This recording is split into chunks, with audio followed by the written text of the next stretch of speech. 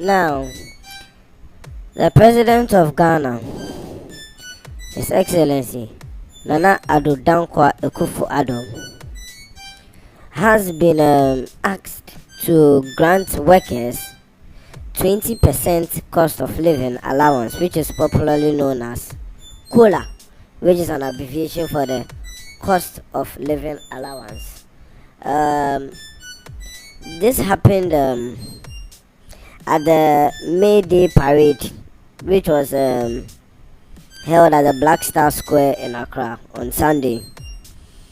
The Secretary General of the Trades Union Congress, that's the TUC, Dr. Yauba, he was speaking on behalf of the organized labor. He made a special request to the president, appealing that at least 20% cost of living allowance would be a good thing for workers.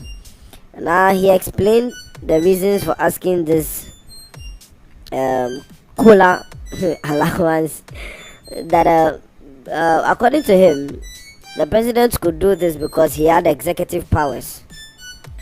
And he said, by seeing the way the economy was going, he claimed that these hardships that are being experienced in the country called for at least some allowance to these workers who were going through all this high cost of living and the rising cost of living. He cited things like high inflation and all of these terms that we continue to hear when people are saying the economy is not going well.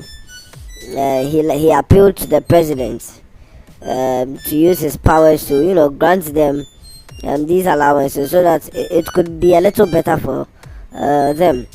He said that the appeal was not only for those on the single spine pay policy, but also he was requesting this allowance also for those in the armed forces, the police, the prisons, the immigration, the fire services, as well as all other security personnel and intelligence agencies, because they were playing a vital role in making this nation what it is.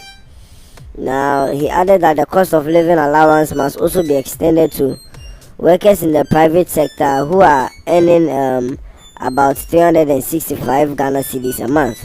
So he claimed that they also needed to receive this allowance, but I'm just not too sure how that's gonna be possible, seeing that they are in the private sector. But hey, who knows? Maybe there's going to be a way that can be done. That is if the president heeds to his plea.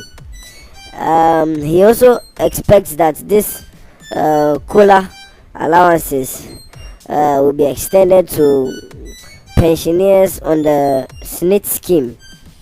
So for those of you who know this SNIT scheme and all the news that has been surrounding it, he claims that it should extend to them, especially those who are earning just about 300 cedis a month.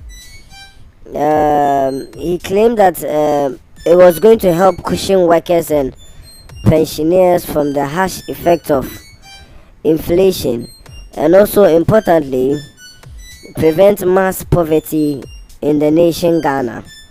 Among the working group who are contributing to so much of the development of this nation, and who are helping Ghana to stand on its feet by their continuous labor. He said plainly that Ghanaians are suffering too much, and that the country that was envisaged by the leaders who fought with their tears and with their blood to gain independence for them is not actually as going as how they expected it to. He added that God has blessed us with gold, diamond, forests, oceans, oil, and many other resources, and therefore nothing should justify the high incidence of poverty in certain areas of Ghana, as well as the suffering which is experienced by many in the nation today. When you take a good look at the fact that Ghana is now 65 years after independence, According to him, it's obvious that the numerous IMF programs in Ghana is not really benefiting the nation and it's not working. It is clear to him that the partisan approach in dealing with Ghana's problems is not working at all. So he says that what we need right now is to have our own homegrown solutions supported by all these major stakeholders in the nation, in this economy of Ghana, including the executive, the parliament, the judiciary, including also workers and their unions, including business communities, including farmers, including traders, including NGOs, political parties, civil society. He's saying everyone can come on board and fund our own projects instead of always going to the IMF and all of these international agencies. He's confident that if the president does this, they'll be able to transform the economy into a more resilient and prosperous one, which will provide jobs for the youth and improve the standard of living in all the regions of this nation, Ghana.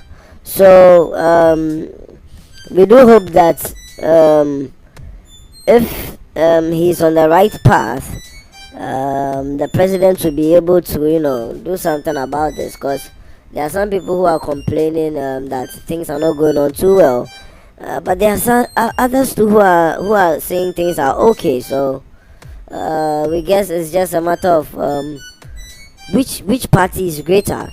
Are the people who are complaining that things are hard in this economy higher than the people who are testifying that things are okay and things are good? Or is it the other way around? Because we have to be sure about this.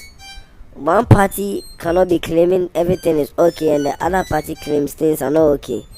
What is the real situation like? Let's put private workers on hold. Let's look at the government sectors, those who are working in the government places. Are things really cool? Are things manageable? Are things okay? Are things alright? Or are things harder and harder as the days go by? Many people have been complaining, especially ever since the spike of fuel prices, when things went up and seemed to be going up. This caused another increase in prices of goods and products around the nation, and some people are claiming it's too hard to bear. When you look at this, is this enough to say that people are suffering? Is this enough to say that things are not going on well in our economy? We have to be very, very careful with our analysis, because it could be that there are people suffering, but they are not really suffering due to this high prices of fuel and all the things that are being affected by it. It just could be that also the number of people suffering are not as much as those who are enjoying the way the economy is in Ghana today. We just guess we think the right way is to have a good analysis on the numbers and see who's really enjoying and who's really suffering in this nation. How many people are enjoying? Is the ratio of rich people to poor people equal? Is it balanced? Are the people who are suffering higher than those who are enjoying the life and the livelihood and all the things in Ghana here? All this will come into play.